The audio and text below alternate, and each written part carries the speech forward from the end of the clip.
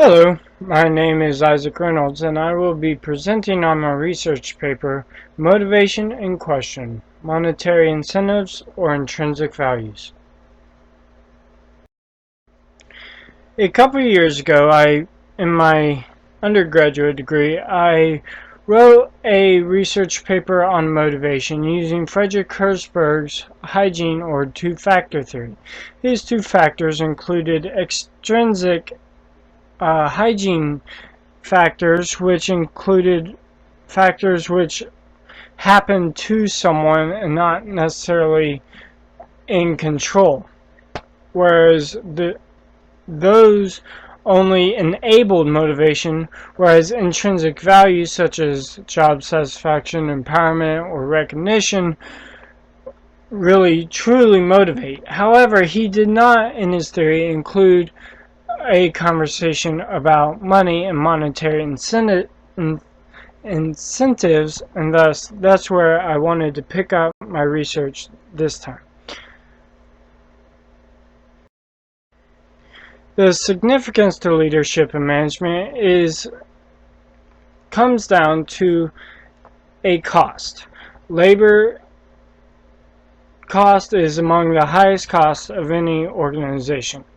And the more productive employees can be, the less costs that organization will incur, whether it be from hiring new individuals to take on the additional work, or the quality of information that is produced, and thus there is less going back to check on their work because individuals were already motivated to do a high quality job. And thus the relationship between employee motivation and organizational effectiveness is called positive by Shuka of 2012. Starting with a literature review from academic online databases, starting from the top of the alphabet and ascending downwards, Gilly, and McMillan focused on leadership, change, and relationships. Specifically, how change could be manufactured in terms of motivation and what truly motivated people to change. They found that money was not the answer, and that crowded out the true values. Instead, to build a relationship with the leaders and communicate those values to the individuals under them, that is what really created change, thus making intrinsic values a priority over monetary incentives. Next, Hartman and Slapnikar looked at pay transparency in the culture and suggested making it individually focused, thus not allowing information about employees' pay or rewards become released, because then employees start assigning their own value to the amount of effort that is perceived, and thus that can create a culture of unrest and discord among individuals because they feel they can be unfairly treated instead of just accepting the reward and pay that they got. The next two authors looked at reward systems and consistency in terms of sales. In reviewing salesmen, they found that a low base pay and a high reward system was more of a motivator as long as it was consistent and each employee was able to reach the same rewards, and that those rewards were easily defined. Next, Quavis in 2006 looked at a Norwegian company which indicated that the more experienced employees were intrinsically motivated due to their feelings of value in the amount of education they had, and they became invested into job and had job satisfaction. However, Cuevas did find that lower satisfaction in younger employees who also had less education. Monetary incentives did become more a factor, because, and that can be assumed that the younger individuals were only starting out on the career and had not reached the desired job that they wanted to base their career off of, and was also looking for financial stability in their own lives. Next, Kaireku in 2010 looked at intrinsic rewards and how those rewards crowded out intrinsic values, and how job satisfaction became the ultimate goal. So as rewards were given monetarily, the money became the focus instead of allowing the true values of what they're truly invested in becoming the focus and really driving their emotional interest in the job and job satisfaction. Therefore, monetary incentives were not the best motivator. Next,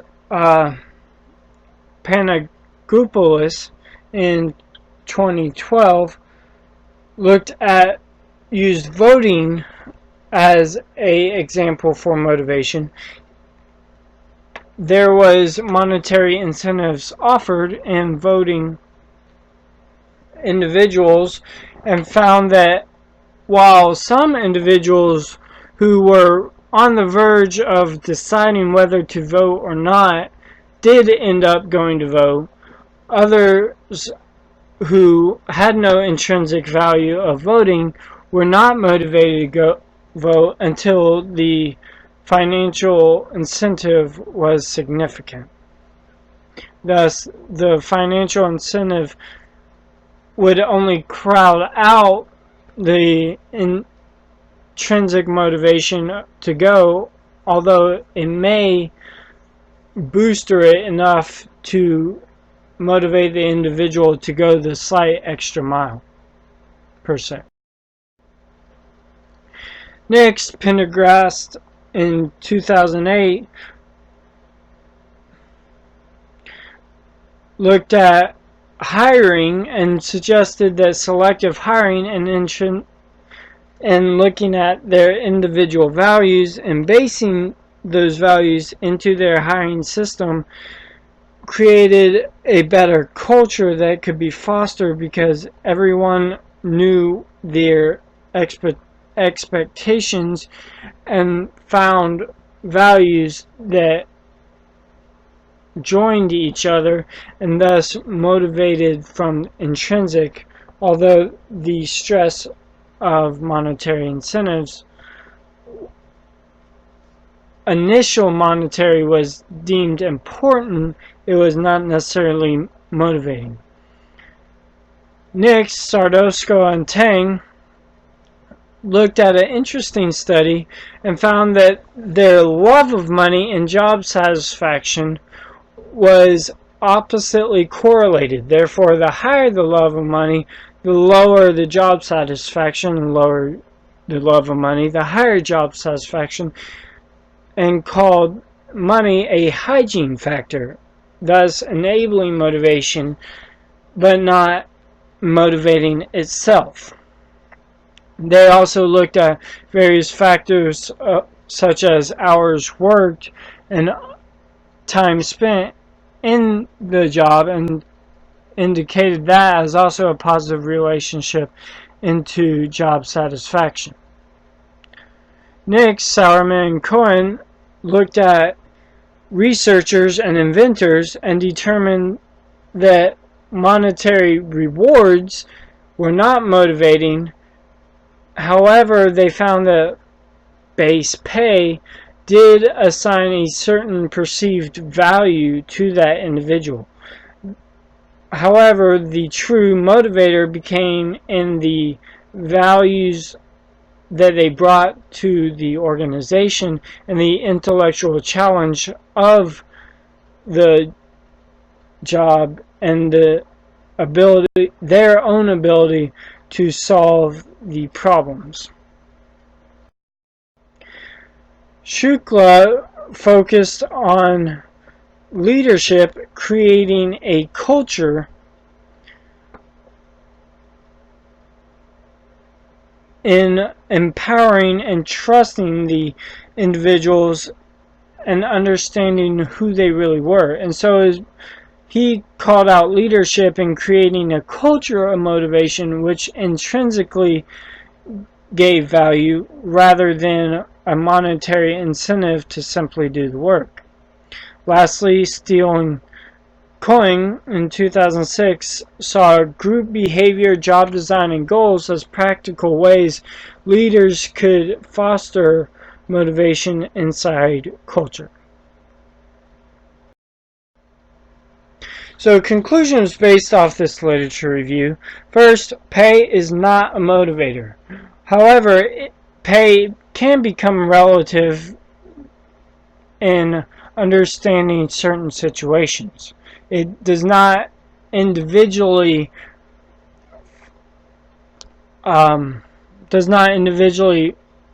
motivate people to go the extra mile, and pay rewards are cautioned and can be demotivators when used in the wrong instances. Second, the focus on individuality can improve motivation because money does crowd out motivation. And however, Sauerman and Cohen found that the priority of money fluctuated while intrinsic values remained. Job satisfaction, or I believe was second, and intellectual challenge was the most important factor, and the intrinsic values always remain the same in the relative surveys, while the money importance over time fluctuated, indicating that individuals were truly intrinsically motivated. Lastly, we can see that job satisfaction is the goal, is what many of these researchers used as an indicator to whether money was a motivator or not. Whereas Sodarsky and Tang saw the opposite correlation between job satisfaction and money. Quaves said more satisfaction requires less reward, and that can attribute to saving the company money because they have less investment into giving money away and more investment into understanding the intangible values, which would increase the bottom line and cost different expenditures, such as focuses by the managers. However, Karaku also discovered that rewards can result in loyalty when used in the right situations. Recommendations for CEOs and human resource managers. First, walk the talk. Shukla said that motivation is purely and simply a leadership behavior.